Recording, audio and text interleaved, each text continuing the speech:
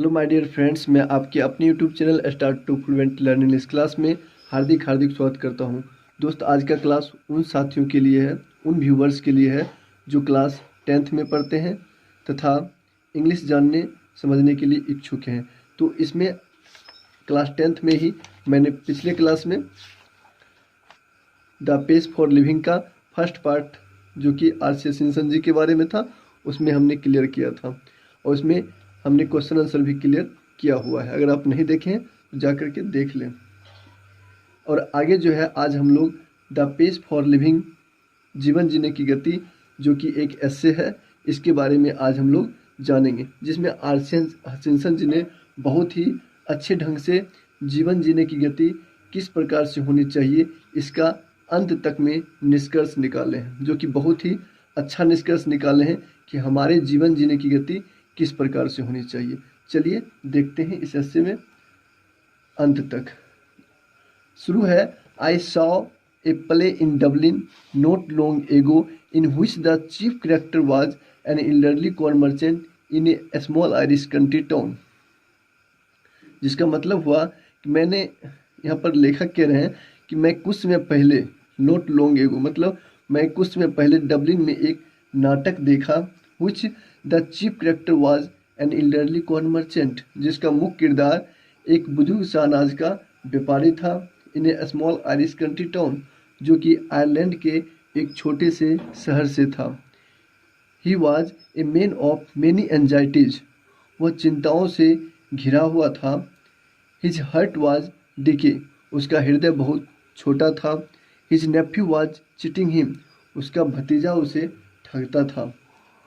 His wife had the fantastic notion of spending 10 pound on A holiday, उसकी पत्नी प्रत्येक छुट्टी के दिन 10 पाउंड खर्च करने की अद्भुत, फंटास्टिक मतलब होता है अद्भुत, इच्छा रखती थी।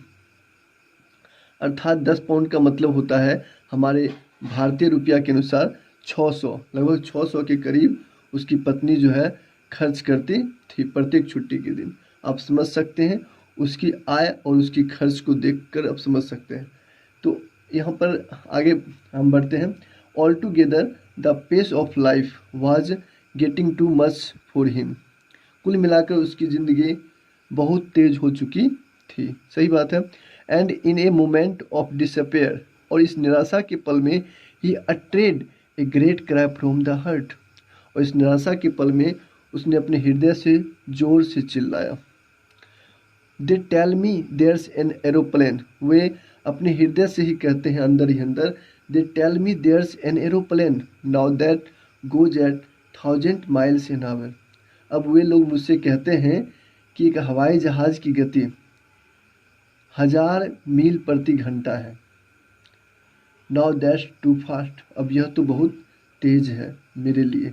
अर्थात यहाँ तक जो बातें थी वो नाटक देख रहे थे लेखक, तो इसी पंक्ति से यहाँ से फिर ये बोल रहे हैं लेखक कि for me that was the most enchanting line in the play, for me that was the most enchanting line in the play, अर्थात इस नाटक की महत्वपूर्ण, मेरे लिए सबसे महत्वपूर्ण पंक्ति थी।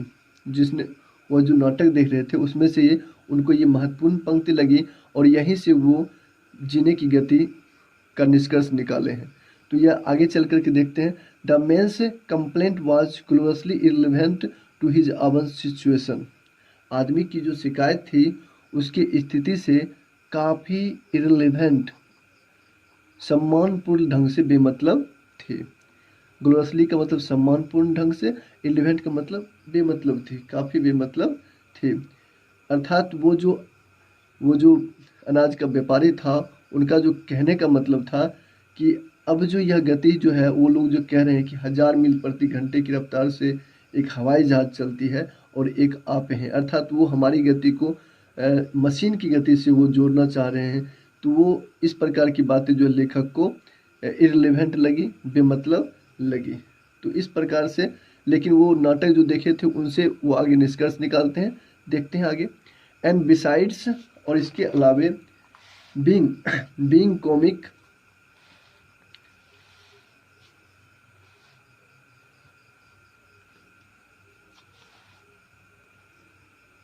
बीइंग कॉमिक, इसके आगे था and besides, and besides being comic. It struck me as a perfect illustration of the way the Irish get at subtle truths by the most unlikely approaches। अर्थात इस पूरे दृष्टांत में, लेखक कहते हैं इस पूरे दृष्टांत में मुझे जो सबसे प्रभावित किया, स्ट्रक मतलब होता है प्रभावित किया। मैंने सारे वर्ड जो है एक बार शुरू के पार्ट में दिखा चुके हैं। अगर आप लोगों ने नहीं देखे हैं तो जरूर रूप से उस सारे वर्ड को एक बार नोट कर लें, जिससे आपको इस हिंदी अनुवाद को सुनने में और समझने में बिल्कुल परेशानी नहीं होगी। तो यहाँ पर कहा जा रहा है कि it struck me as a perfect illustration of the way the Irish get at subtle truths by the most unlikely approaches. अर्थात यहाँ से है ये बातें कि इस पूरे दृष्टांत में मुझे जो प्रभावित किया वह यह था कि आयरलैंड के लोग सूक्ष्म सत्य तक, अर्थात सबटल ट्रूथ्स का मतलब होता है सूक्ष्म सत्य तक पहुंचने के लिए कैसे असाधारण तरीके अपनाते हैं। You saw what the old fool meant. आपने देखा ना उस बूढ़े मूर्ख व्यक्ति का क्या मतलब था। मतलब आयरलैंड में ये चूंकि नाटक जब देख रहे थे तो इनको ये लगा कि ये सूक्ष्म सत्य तक, सूक्ष्म बातों तक पहुंचने के लिए कैसे असाधारण तरीके अपनाते हैं, अर्थात इन बातों को समझाने के लिए किस प्रकार से नाटक को रचते हैं। लेकिन फिर भी उनसे जो उनको ये प्रेरणा मिली तो ये फिर आगे इस प्रकार से इसी को बढ़ाते हुए क्रम में लिखते हैं। Now note that I have any dislike of rapid movement my self. ऐसा नहीं है कि मैं स्वयं तेज गति को पसंद नहीं करता हूँ, तेज गति पसंद मुझे नहीं है। ऐसा नहीं है कि मैं तेज गति को पसंद नहीं करता हूँ। I enjoy going in A car eight 90 miles an our. मुझे भी 90 मील प्रति घंटा की रफ्तार से कार में जाने में आनंद महसूस होता है। सो लॉन्ग एज, लंबे दूरी के सफ़र में I am driving and so long as it is not my car. लेकिन यही है कि इस लंबी दूरी के सफ़र में मैं चालक रहूं और वह कार जो है मेरी नहीं हो। I adore the machines that her you get at better सी।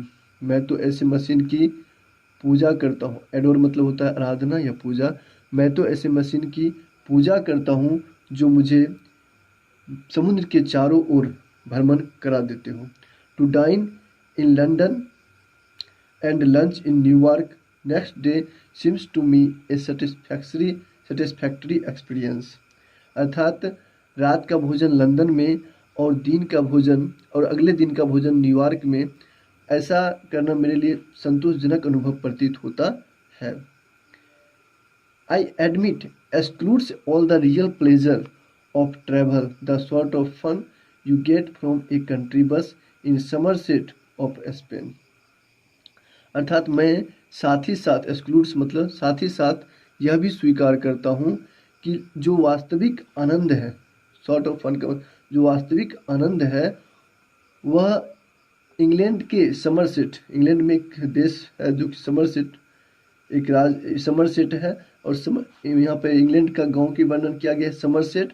और स्पेन और इंग्लैंड की जो समरसेट की ग्रामीण बसों में जो मज़ा आता है वो इस प्रकार की यात्रा में मज़ा नहीं आता है। यहाँ ये वर्णन किया गया। आगे कह रहा है कि but it gives you a superficial sense of drama. लेकिन यह तो एक प्रकार के सतही नाटक है। It was a sort of excitement. यह तो एक प्रकार की उत्साह है। Our ancestors had to do without, जिससे हमारे पूर्वज के पास नहीं थी।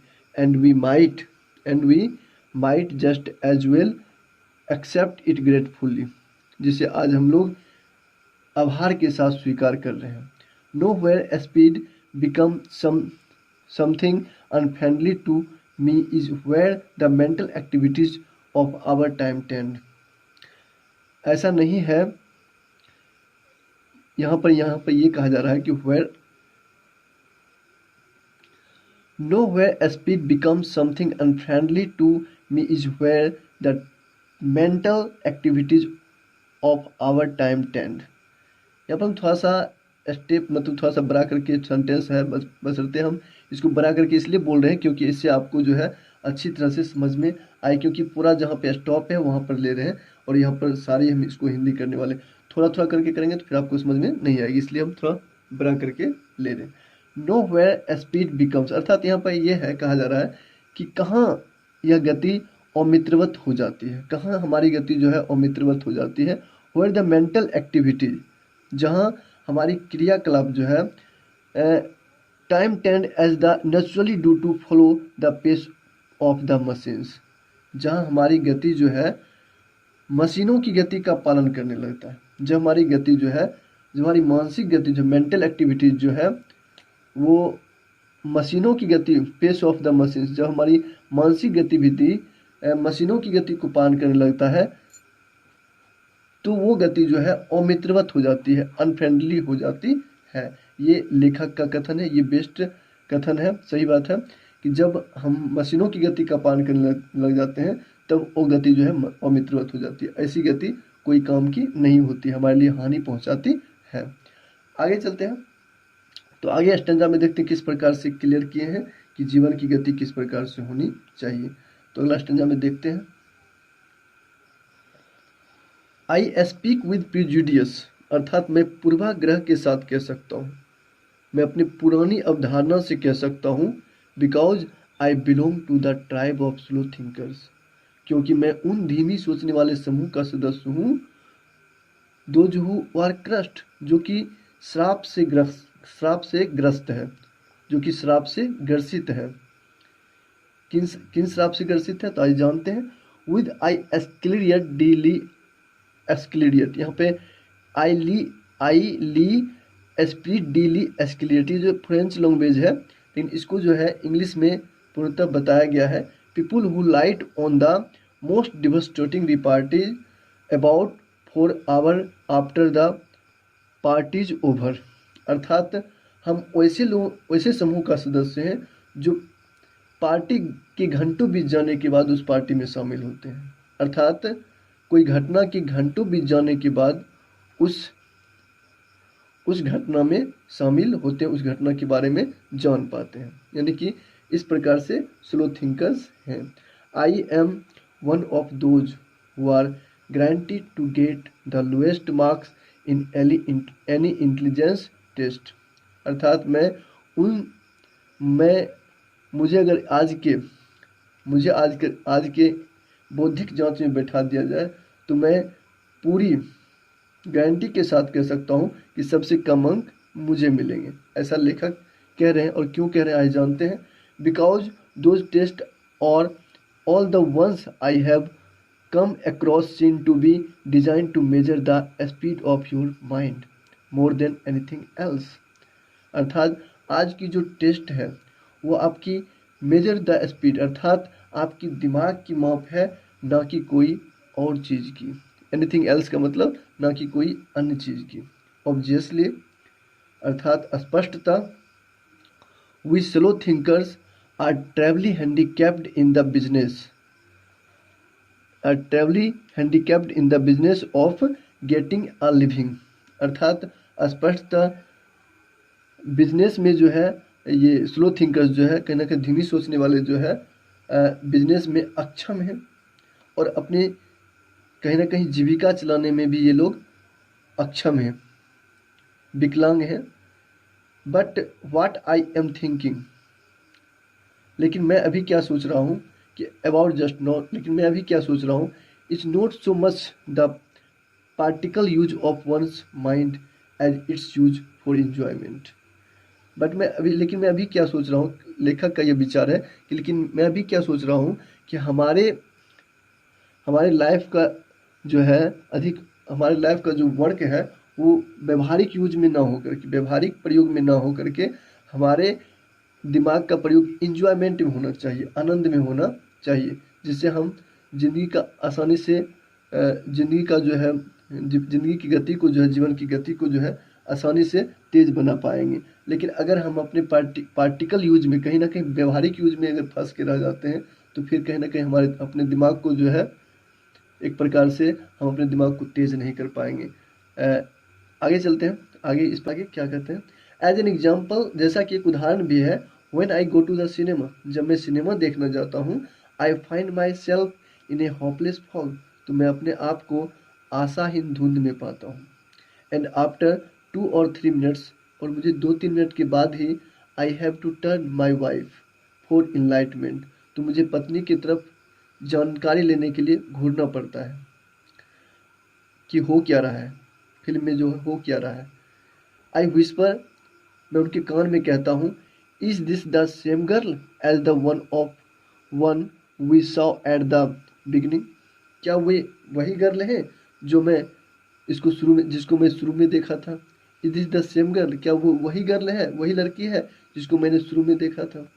एंड शी विस्पर्स बैक, और वह फिर से मुझे कान में ही कहती है, नो, नहीं, there are 3 girls in this film, इस फिल्म में 3 लड़कियां हैं, ए टॉल ब्लोंडी, एक लंबे भूरे बाल वाली, ए शॉर्ट ब्लोंडी, एक छोटी भूरे बाल वाली, and a medium sized brunette, और एक मध्यम आकार की भूरे बाल वाली।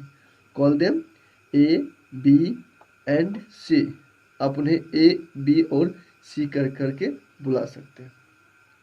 The hero is that man who takes his hat off when he comes endorse,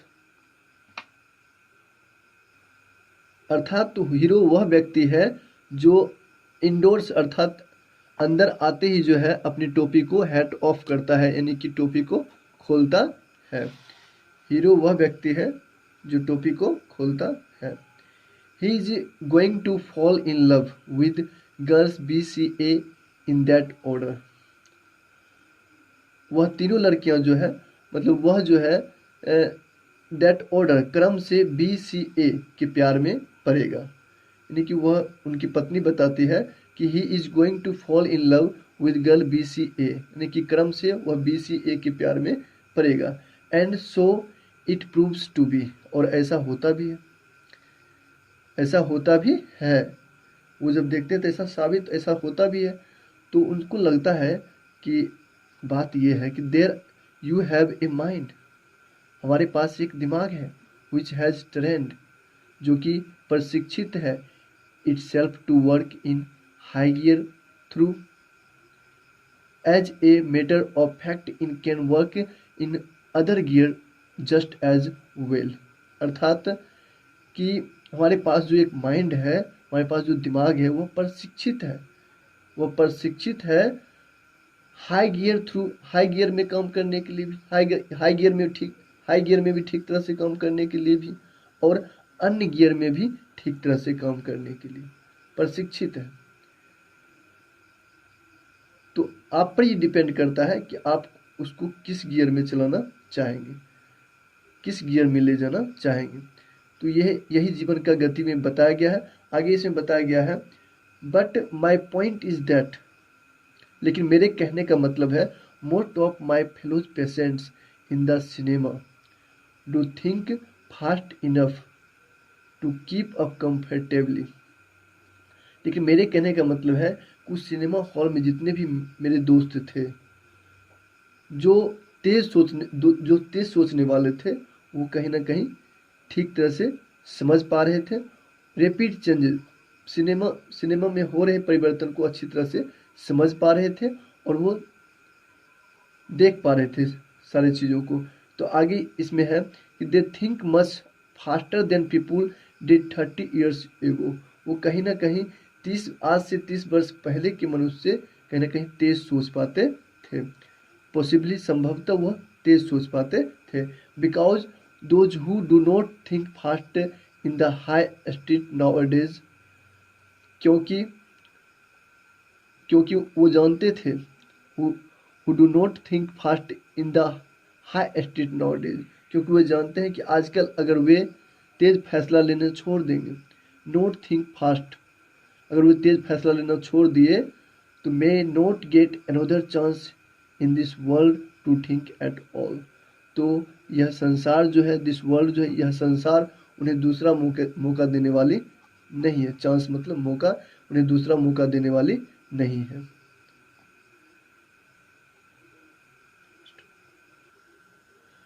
अतः इस प्रकार से पूरी इस ऐसे में यह निष्कर्ष निकाला गया है, इस प्रकार से यह निष्कर्ष दिया गया है कि इस पूरे निबंध के माध्यम से लेखक पाठकों को इस बात के लिए प्रेरित करता है कि वे अपने दिमाग को तेज सोचने के लिए तैयार और प्रशिक्षित करें, अन्यथा वे आज की भागम भाग वाली तेज रफ्तार की ज़िंदगी में अपने लिए जगह नहीं बना पाएंगे और आजीविका चलाना उनके लिए मुश्किल हो जाएगा।